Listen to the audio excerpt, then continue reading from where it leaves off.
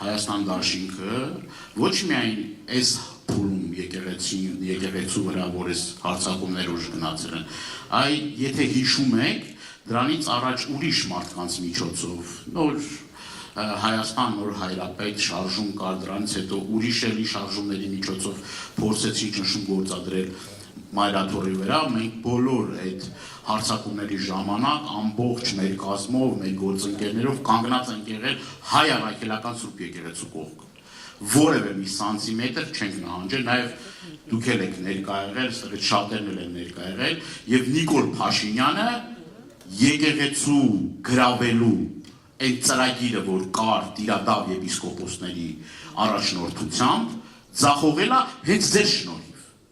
հենց հավատավոր ժողովրդի շնորհիվ, ուղղակի ջախջախիկ պարտություն ա կրել։ Այդ օրը ծրագիր ունեին իրենք, մենք էլ գիտենք այդ ծրագրի մասին, որ պիտի ներխուժեն Մայրաթոր Սուրբ Էջմիածին եւ կատարեն պղծություն։ Այդ ամեն ինչը կազմակերպված է, եւ մենք եւ քաղաքական դաշտը եւ տարբեր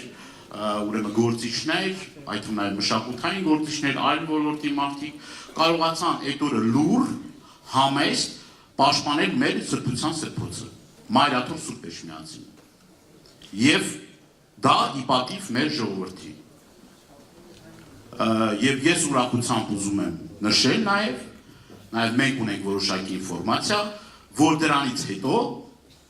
իրենց մեջ այդ տիրադավների մեջ տունը կռիվ անկել։